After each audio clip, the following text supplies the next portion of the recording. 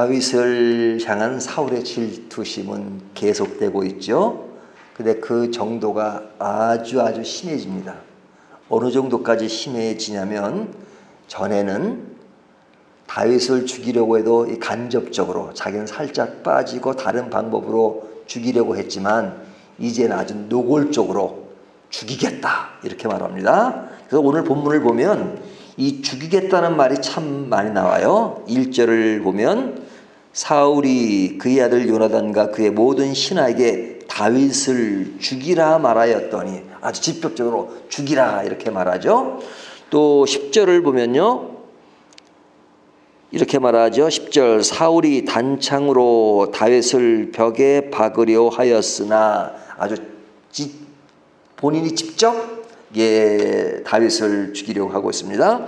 또 11절 보면 사울이 전령들을 다윗의 집에 보내어 그를 지키다가 아침에 그를 죽이게 하려 한지라. 여기서 죽인다는 말이 나오죠. 또 15절을 보면 그런 말이 나오죠.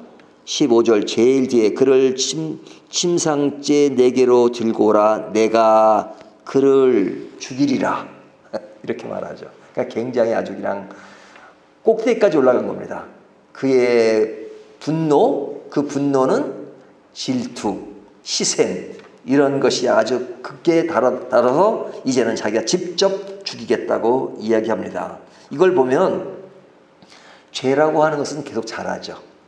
처음에는 이렇게 작은 것부터 시작하지만 점점 그 농도가 세지면 걷잡을 수 없이 사람이 변하게 됩니다. 그렇기 때문에 죄가 시작될 때 처음부터 딱 자르는 게 좋아요. 많이 자라면 나중엔 감당을 할 수가 없어요. 우리 속담에 바늘도둑이 소도둑이 된다, 그런 말도 있잖아요. 그러니까 이게 자르는 것이 굉장히 중요합니다. 처음에는 눈치도 보고, 그러다가 나중에는 그것을 정당화시키고, 정당화가 지나치면 사상화시키고 그럽니다. 그러면서 자기의 논리를 펴요. 어떤 자기를 합리화시키는 그 논리를 피게 되기 때문에 사람의 범죄라는 것이 무섭습니다. 나중에는 그것을 아주 의로운 것처럼 이야기하는 경우도 많고요. 그래서 사람은 그런 대로 깊이 가면 갈수록 취해지기 마련입니다. 여기 보면 사울이 중간에 잠시 동안 다윗을 죽이려 하다가 이렇게 죽이지 않겠다라고 그의 아들 요나단에게 말해서 다시 다윗을 궁으로 데려옵니다. 그렇지만은 그것이 잠시일 뿐 계속 진전되는 것을 볼 수 있어요. 그러니까 사람이 이제 죽이겠다 마음을 딱 먹으면 그 늪에 빠지면 순간순간 잠깐 변하긴 하지만 그래도 그 길을 계속 갑니다. 그러니까 얼마나 이 사울을 보면 안 됐잖아요. 우리 보는 입장에서. 사람이 이렇게 나빠질 수 있을까? 이렇게 변할 수 있을까? 이런 생각이 듭니다. 자, 사울은 다윗을 계속 죽이려고 하는데 이때 다윗의 형편은 어떻습니까? 다윗은 죽음의 위기를 맞이한 거잖아요. 그러니까 어떻게 해요? 도망을 다닐 수밖에 없죠. 10절을 보면 다윗이 그 밤에 도피하매, 도망해야 되는 도망자의 입장이 되었습니다. 쫓기는 신세가 되었죠. 자, 이 쫓기는 신세, 이것이 특별히 다윗이 잘못해서 쫓기는 게 아니잖아요. 그는 하나님을 바라보고 하나님을 믿고 제대로 길을 가는데도 불구하고 계속 지금 상황의 위기, 현실의 위기, 자신의 어려움, 이것이 계속되고 있어요. 자기가 죽어야 될 이유가 없는데 죽음의 공포가 자꾸 다가오고 있단 말이죠. 이런 것을 보면 우리는 이런 의문을 갖지요. 왜 의로운 성도에게 이런 고통이 찾아오는가?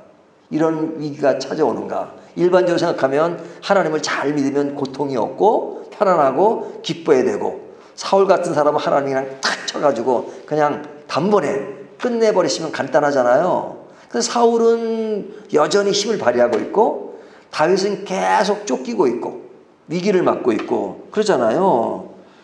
우리가 상식적으로 생각하면 지금 다윗이 고통을 당하는 그 원인은 뭡니까? 원인. 사울에게 있잖아요, 사울. 그러니까 이럴 때는 원인 제거하면 돼요. 사울을 딱 잘라버리면 그 고통 끝이에요. 그러면 보통 상식적인 사람이면 이거 원인은 사울이니까 사울 제거 이렇게 끝난다 이렇게 생각하지만 하나님이 그걸 모르시겠어요? 하나님은 우리가 더 잘하시는데. 그러면 하나님 뭐 이렇게 어렵게 일을 복잡하게 만드십니까? 사울 제거 빨리 다윗 왕으로 만드시면 끝나지 않습니까? 다윗도 고통스럽지 않고 사울도 이렇게 나쁜 짓 계속하지 않고. 근데 참 어떨 때는 하나님의 마음을 이해하기 어려울 때가 있어요. 하나님이 사울을 계속 놔두세요. 지금 정도가 심해가지고 직접 죽인다는 말을 쓸 정도로 그냥 놔두세요.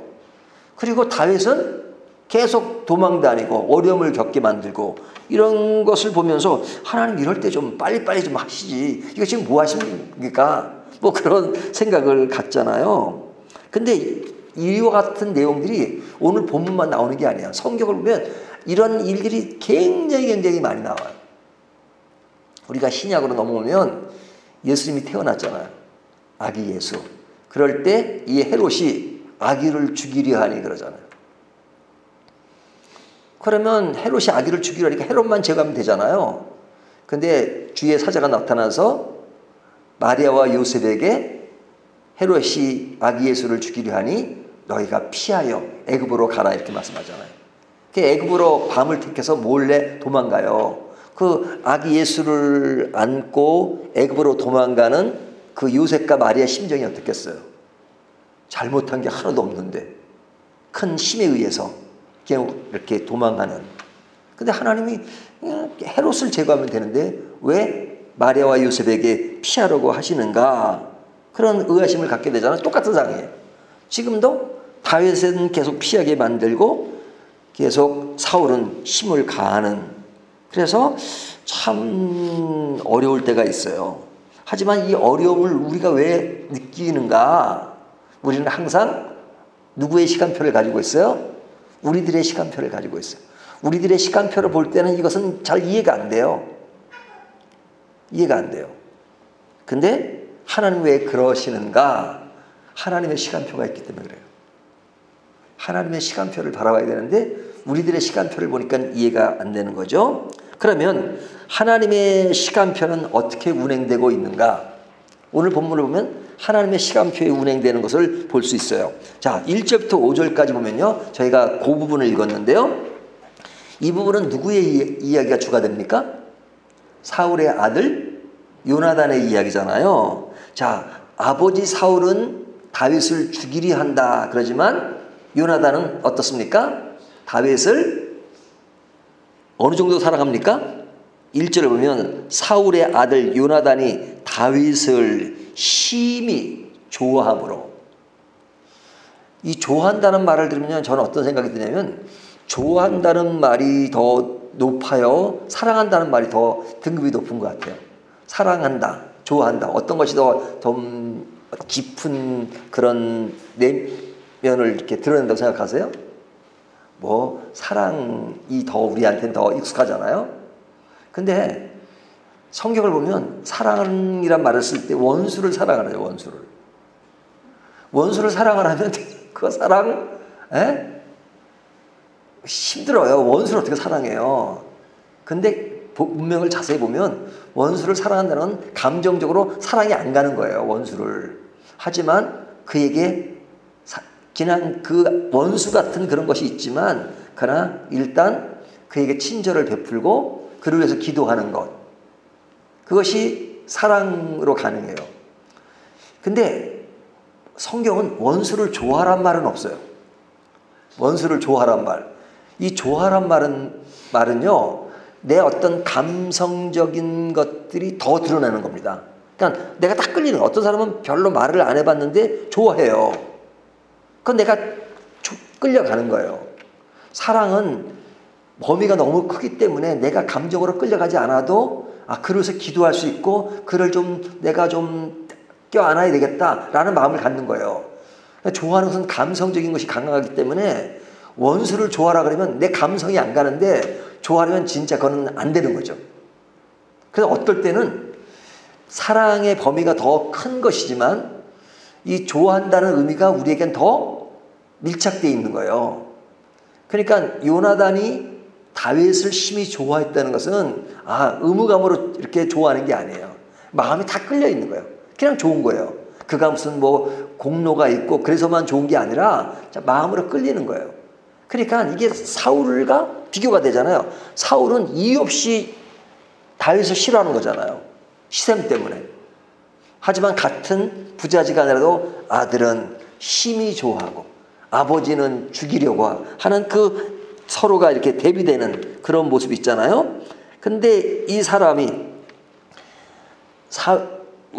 요나단이 다윗을 살리려고 하죠. 아버지는 죽이려 하는데 아버지는 싫어하는데 이는 좋아하고 어떤 두 개의 다른 측면이 보인단 말이죠. 그런데 이 요나단이 대단한 것은 다윗을 사랑하고 그 아버지가 다윗을 싫어하는 걸 알기 때문에 지금 2절 이후에 나오는 것은 그 아버지에게 하는 말이잖아요. 그 말은 아주 직선적입니다. 직선적이에요. 그래서 이 요나단이 다윗에게 자기 아버지 이야기를 할 때는 아버지라 그래요. 아버지라고. 내 아버지와 말하다가 무엇을 보면 내게 알려주리라 하고 3절에 이야기하죠. 또 앞에 보면 내 아버지 사울이 너를 죽이려고 꾀하시느니라. 아버지가 어떻게 한다는 걸 알죠. 하지만 그의 아버지 사울에게 갈 때는 아버지라고 부르지 않아요. 뭐라고 하죠? 거기 뒤에 보면 계속 이전 그 요나단이 아버지에게 가잖아요. 요나단이 그의 아버지 사울에게 다윗을 칭찬하여 이르되 하면서 칭찬하는 말이에요. 그 말에는 왕은 신하 다윗에게 범죄하지 마옵소서. 그는 왕께 득죄하지 아니하였고 그가 왕께 행한 일은 심히 선함이니이다. 5절 뒤에도 보면 여기 보면 뒤에 왕이 이를 보고 기뻐하셨거늘 어찌 까닭없이 다윗을 죽여 무죄한 피를 흘려 범죄하려 하시나이까. 왕을이라고 계속 아버지한테 왕이라고 얘기죠. 그러니까 왕으로서 그러시면 안 되는 거 아닙니까? 하는 것을 강조해요. 그러니까 요나단이 대단한 사람이에요. 요나단은 정해진 왕자예요. 왕의 후보자예요. 그래서 아버지의 편을 들고 다윗을 편을 들면 모든 것이 불리해요. 하지만 그는 자리에 연연하지 않고 진짜 마음으로 생각해요. 근데 가장 중요한 것은 그가 하나님을 사랑한다는 거예요. 그래서 5절에 보면 여호와께서는 온 이스라엘을 위하여 큰 구원을 이루셨으므로 여호와가 등장해요. 그러니까 어제도 말씀드렸지만 진짜 이웃을 사랑하고 형제를 사랑하는 것은 인간과 인간으로 사랑하기는 한계가 있어요. 하지만 늘 하나님을 중심으로 사랑이 가능해요. 원수를 사랑하는 말도 하나님을 믿기 때문에 가능한 거예요. 하나님 내가 감정적으로는 사랑이 안 돼요. 하지만 하나님이 사랑하시라고 하니까 그래서 사랑을 할 수 있는 거예요. 요나단의 아름다움은 하나님을 생각해요. 그러면서 다윗을 보호하잖아. 그러니까 지금 다윗이 굉장히 어려움을 겪고 있어요. 하지만 숨은 곳곳에 하나님은 그를 보호하고 그를 보살피는 사람을 두고 계신다는 거예요. 내가 쫓겨다닐 때는 굉장히 외롭고 힘들어 보이지만 하나님은 그런 가운데 나를 지키세요. 때가 되면 다윗이 왕이 돼요. 하지만 그 순간까지 계속 어려운 과정을 거치겠는데 그 과정 속에서도 하나님은 완전히 져버리는 것이 아니라 숨은 그의 백성들을 통해서 늘 보호하시고 숨기시고 관리하세요. 그 인물이 누구예요? 요나단이에요. 근데 본문에 요나단만 나오는 게 아니에요. 그의 아내가 누구였죠? 사울의 딸 미갈이잖아요. 미갈은 어떻게 합니까? 12절 이렇게 말하죠. 미갈이 다윗을 창에서 달아내림에 이제 위기를 맞으니까 이제 다윗을 살리죠. 창에서 달아내림에 그 구하는 겁니다. 그리고 나중에 이제 그 아버지에게 하는 말이 17절의 내용이에요. 미갈이 사울에게 대답하되 그가 내게 이르기를 나를 놓아 가게 하라. 어찌하여 나로 너를 죽이게 하겠느냐 하더이다 하니라. 지금 이 다윗을 앞에 보면 숨겼잖아요. 예? 이렇게 우상에다가 이렇게 이제 머리 이렇게 만들어 가지고 근데 이제 들켰단 말이죠. 그러니까 이제 미갈이 아버지에게 하는 말이 다윗은 이 어려운 중에 나를 보살펴. 당신의 딸 나를 보호하고 이렇게 했는데 아버지는 뭐 하시는 겁니까? 라는 그런 간접적인 표현이 들어있는 거죠.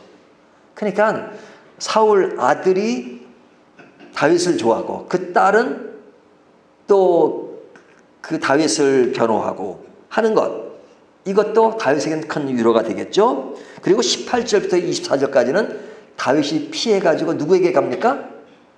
사무엘에게 가잖아요. 사무엘과 함께 지내게 돼요.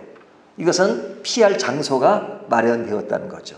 그러니까 하나님은 어떨 때는 우리가 위기와 어려움을 겪게 하지만 그런 과정에서도 완전히 그때 그냥 완전히 버려두시는 것이 아니라 그런 와중에 보호하시고 또 보살피시고 그리고 갈 길을 하나하나 만들어 가세요. 그러니까 이런 것을 우리가 근시안적인 시각으로 그 앞에 있는 것만 보면 하나님 날 버리셨나? 왜 나에게 이런 고통의 시간이 주어지는 것까? 그렇게 느껴지잖아요. 하지만 넓게 하나님의 시간표들에 보면 하나님 이 과정을 겪게 만드세요. 그래야 왕력할 제대로 하지 않겠어요. 고난과 고통이 없이는 이런 큰 인물이 될 수가 없습니다. 이런 말 있죠.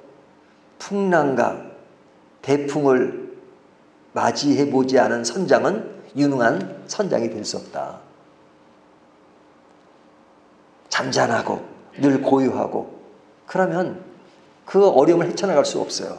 하나님은 믿음의 사람들에게 한결같이 이런 어두움과 슬픔과 괴로움과 이런 것들을 통해서 자라게 만드세요. 나는 평생 동안 하나님이 그런 고통과 고난을 한 번도 주지 않으셨는데요. 그거 좋은 일처럼 보이잖아요. 하지만 여러분 인생 드라마처럼 생각하면 재미가 없는 겁니다. 그것은 우리가 드라마 볼 때 그냥 밋밋하게 그냥 항상 주인공이 좋았다가 끝나버려요. 그 재미가 없죠.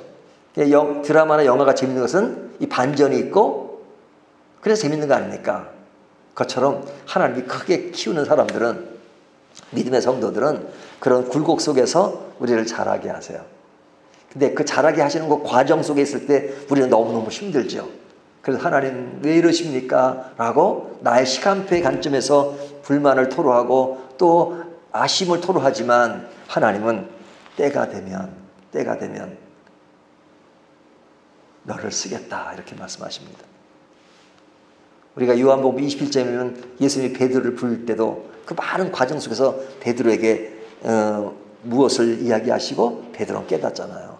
그렇기 때문에 우리에게 지금 당장 오는 이 시점만 바라보지 말고 하나님이 이런 일들을 통해서 나를 어떻게 이끌어 가실 것인가 하는 것을 생각하면 우리는 지금은 외롭지만 지금은 힘들지만 희망을 가질 수 있습니다. 왜? 나를 보호하시고 나를 인도하시는 God Himself, 하나님 그분 자신은 너무너무 분명하시기 때문에 그렇습니다. 변하지 않으시고 지금도 우리를 사랑하시고 우리를 이끌어 가시고 우리를 너무너무 큰 길로 선한 길로 인도하시는 분이시기 때문에 그렇습니다. 오늘 이 말씀을 가지고 우리의 인생을 근시안 쪽으로 가까이만 보지 말고 하나님의 시간표를 늘 생각하고 그 길을 간다면 우리에게는 지금 고통스러운 일이 있다 할지라도 희망의 시간이 될 것입니다. 그 희망을 함께 가지시기를 주님의 이름으로 축원합니다.